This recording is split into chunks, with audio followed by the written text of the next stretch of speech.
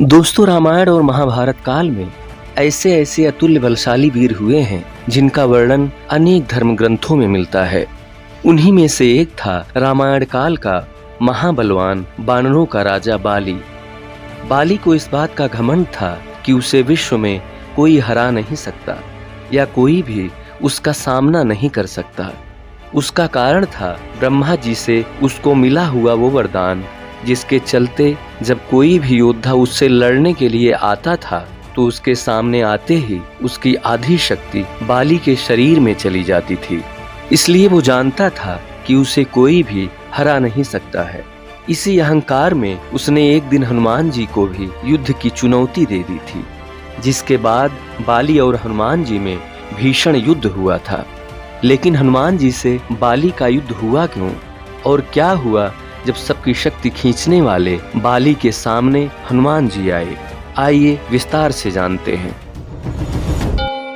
दोस्तों, कहानी कुछ इस तरह से शुरू होती है कि एक दिन राम भक्त हनुमान वन में तपस्या कर रहे थे। उसी दौरान अपनी ताकत के नशे में चूर बाली लोगों को धमकाता हुआ वन में आ पहुंचा और चिल्लाने लगा कि कौन है जो मुझे हरा सकता है? किसी ने माँ का दूध पिया है जो मुझसे मुकाबला करे? हनुमान जी उसी वन में राम नाम जप कर रहे थे।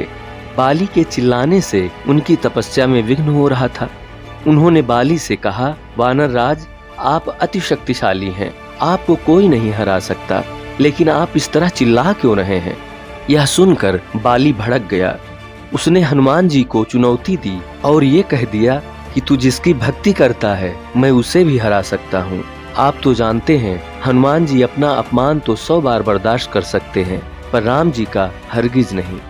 राम जी का मजाक उड़ता देख हनुमान जी को क्रोध आ गया और उन्होंने बाली की चुनौती स्वीकार कर ली।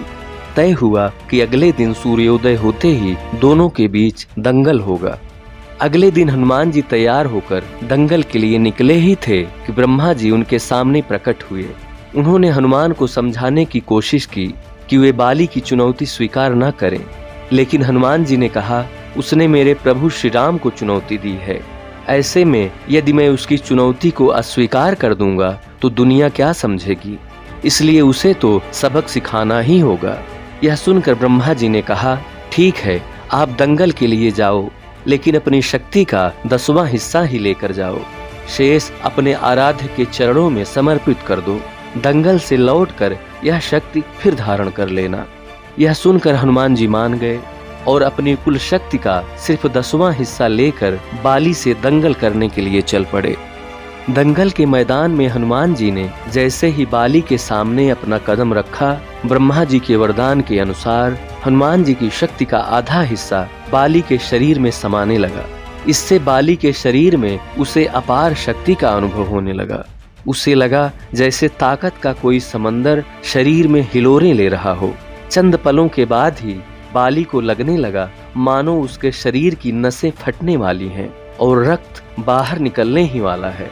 बाली की ये हालत देखकर अचानक ब्रह्मा जी प्रकट हुए और उन्होंने बाली से कहा कि तुम अगर खुद को जिंदा रखना चाहते हो तो तुरंत ही हनुमान से कोसों दूर भाग जाओ, अन्यथा तुम्हारा शरीर फट जाएगा। बाली को कुछ भी समझ में नहीं आ रहा था, लेकिन वह ब्रह्मा जी को यूं प्रकट देखकर समझ गया कि कुछ गड़बड़ है और वहां से तुरंत ही भाग खड़ा हुआ। बहुत दूर जाने के बाद उसे राहत मिली, शरीर में हल्कापन लगने लगा। तब उसने देखा कि ब्रह्मा जी उसके सामने खड़े हैं। ब्रह्मा जी ने कहा कि तुम खुद को दुनिया में सबसे शक्तिशाली समझते हो, लेकिन तुम्हारा शरीर हनुमान की शक्ति का छोटा सा हिस्सा भी नहीं संभाल पा रहा है। तुम्हें मैं बता दूं कि हनुमान अपनी शक्ति का 10वां भाग ही लेकर तुमसे लड़ने आए थे। सोचो यदि पूरी शक्ति लेकर आते तो तुम्हारा क्या होता? बाली यह समझ गया कि मैंने बहुत बड़ी भूल की थी।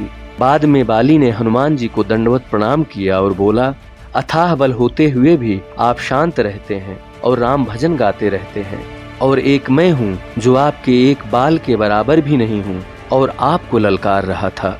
अंत में हनुमान जी ने उसे क्षमा कर दिया। तो ये थी महाबली हनुमान की यथाह शक्ति का परिचय कराती रोचक चर्चा। अगर आपको वीडियो अच्छी लगी हो तो इसे अपने परिवार और दोस्तों के साथ शेयर करिए। हमारे चैनल को सब्सक्राइब करके बेल आइकन जरूर प्रेस कर लीजिए, जिससे आपको ऐसी ही रोचक और जानकारियों से भरी वीडियोज मिलती रहें। धन्यवाद।